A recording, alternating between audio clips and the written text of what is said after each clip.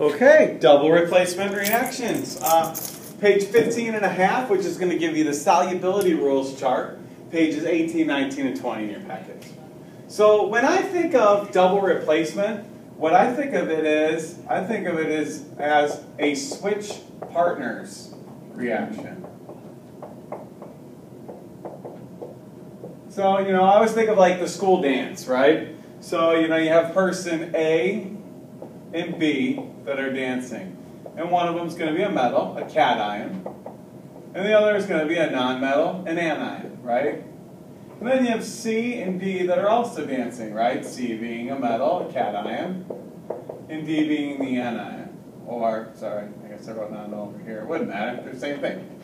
So what ends up happening here, by the way, we always write the metal first and the non-metal second, or the cation first and the anion second.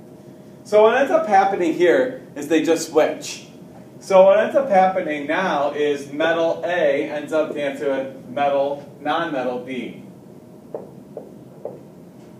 And then likewise, metal C ends up dancing with non-metal B. So you have metal, non-metal, metal, non-metal. So they just switch partners. Now, one of the things we have to look at, though, is that these things follow something called solubility rules. So what does that mean? It means this. Sometimes A and B don't break down in solution. It's called dissociation. So what happens is when you take compound A, B, and you put it in solution, it breaks into its individual pieces, A and B, so that those things can break apart. Well, sometimes these things aren't soluble. And so what ends up happening is that rearrangement doesn't occur. Now, there is something known as the solubility chart. And that solubility chart is found on page 15 and a half. And what it does is it looks like this, right? And so what you end up doing here is, let's take an example like here, aluminum. So if it was aluminum acetate, S means it's soluble. What does that mean? It means it breaks apart.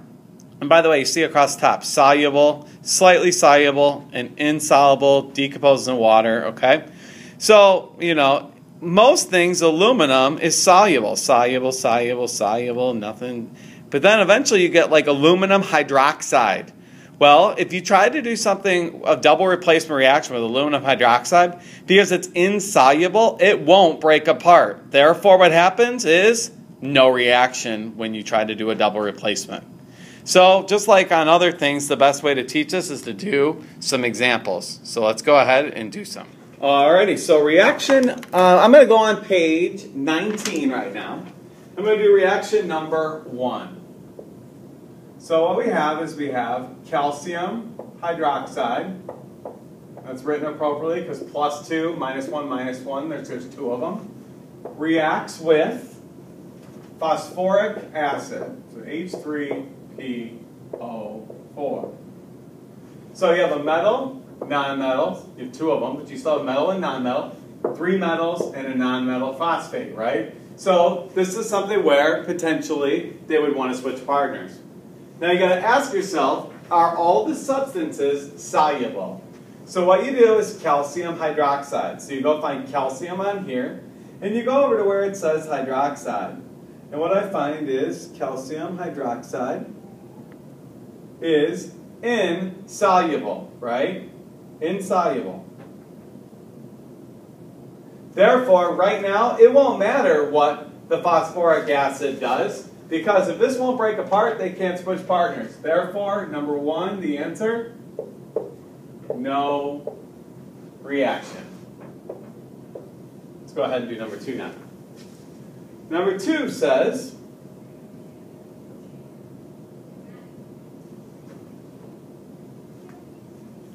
K2CO3, so potassium carbonate, reacts with BaCl2, barium chlorate, or chloride I should say. So potassium carbonate, so you go find potassium, then you go find carbonate. Potassium carbonate says S. It is soluble. It will break apart. So yay. But we got to make sure the other thing works too. So barium, we go find chloride, and it is indeed soluble. So because this is soluble, it will occur. Barium chloride is there, and again, potassium carbonate is right here. So soluble, soluble. So yes, all right, we're good. So what I end up doing here is we switch partners. So now potassium is the metal of this one. Chlorine is the metal here. Now something that's really funky and weird. You know, you see 2 and 2? That's tricky because potassium carries a +1 charge, right? It's in the first, it's what's a 1A group element. It's an alkali metal. So therefore, all of them are +1. Chlorine is a halogen that's -1. Well, you're going to say to yourself, wait a minute, Mr. Gerby, where does the 2 go? Well, we're going to put a 2 in the front and balance it that way. Okay? We would have done that at the end, but that's all right. We can do it now. Barium is Ba. Barium carries a +2 charge. CO3, carbonate, carries a -2 charge. Therefore, BaCO3 is the proper way to write it. That's the hardest part, I think, about double replacement reactions. Is just making sure you write them correctly. All right? I'm going to look, make sure everything balances. 2 Ks, 2 Ks, 1 CO3, 1 CO3, 1 Ba, 1 Ba, 2 Cls, 2 Cls. All right, we look at number 3 now. Number 3 says, let's see, cadmium phosphate, Cb3PO4 reacts with ammonium sulfide. So you got to ask yourself, well, are they soluble? Do they break apart? So, cadmium phosphate. So we go on the periodic or on the table here, and we go find cadmium. It's right here, and I come across the phosphate, and it's not easy to do. So I got to focus a little bit here to make sure I'm doing this right. And what I'm seeing here is for cadmium phosphate, it's an ion. It's insoluble. What does that mean? It means it won't break apart. What does that also mean for our reaction? It won't matter about the other one. Therefore, this one is no reaction. Okay?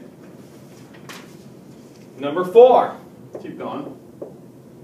Number 4 says cobalt hydroxide. Now this must be cobalt 3 hydroxide, because why? 3 negative 1s for the 1 positive 3 cobalt. We can figure that out, hopefully. We did a whole unit on naming right chemical compounds. And HNO3 is nitric acid. So I go on my little chart here. I find cobalt. Boom, there it is. And I go across the hydroxide. So, cobalt hydroxide is also insoluble. Meaning it doesn't break apart. Can't dissociate. So as such, what ends up happening again is no reaction. They can't switch partners. Alright, number 5. Number 5, AgNO3. It's going to be the last example I do. Silver nitrate reacts with potassium chloride, KCl. Alright, so we go find our solubility chart. We find silver. Okay. I go across to silver. I find where it goes nitrates. And silver nitrate has an S. It's soluble. How about potassium chloride? Is it soluble? Potassium. Going across where it says chloride, and it says soluble. So we have something that's soluble. We have something that's soluble. Oh, it should get lazy here. So as such, the things would break apart. So what would happen to silver? Silver is now going to go be dancing with chlorine. Well, gotta make sure we wrote it right. +1 potassium, -1 chlorine. Boom, we're good. I get rid of my charges, leaving NO3 and K together, right? Oh, Brad, you almost screwed that up. I meant to say AgCl. Right? Still +1, still -1. Plus, now K and NO3. Did I write it correctly? Well, potassium is +1, nitrate is -1. Therefore, it's written correctly. Last thing I got to do is make sure that there's no balancing necessary. 1 silver, 1 silver, 1 NO3, 1 NO3, 1 K, 1 K, 1 Cl, 1 Cl, and this is indeed done. Now, you're going to go ahead and do the rest of these double replacement problems, and I'm going to help you out with something. I'm going to tell you between numbers, and that's just because I have this page available to me, 6 and 12, how many of them will be no reaction? I have 3 more that are no reaction. I want to do one more, actually. There's one more little quirk. And it shows up in number 6. So let's take a look at it, okay? Number 6 says this. Sodium carbonate, Na2CO3, reacts with H2SO4, sulfuric acid. This reaction does occur.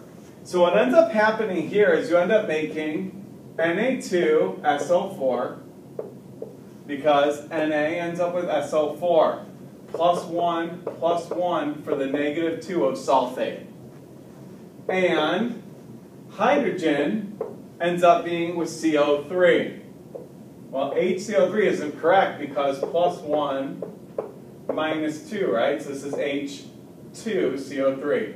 Get rid of my charges to keep things clean. Now, here's the thing though. If you look up top on page 19, you're going to see some rules. And these rules are numbers 7, 8, and 9. And rule number 7 says that an H2CO3 in a double replacement reaction actually breaks apart. So what ends up happening is you end up getting Na2SO4 plus. Rule number 7 says it decomposes into CO2 and H2O. So you end up making CO2 and H2O. Yeah, I guess it doesn't matter what order I write them in, but it's plus CO2 plus HOH. Why? Because I like dry water like that. Balance-wise, does it still work? Well, 2 NAs, 2 NAs. 1 SO4, 1 SO4. 1 C, 1 C. This is 2 oxygens plus another to get a third oxygen. There's 3 oxygens there. And then here you end up with 2 hydrogens for 2 hydrogens there. Okay? Or if you want to keep everything together, you could even say oxygen. There are 4 plus another 2 plus another 1. So 4 plus 2 plus 1 is 7. And then you can go count them over here and say 4 plus 3 is 7. Either way, it's balanced.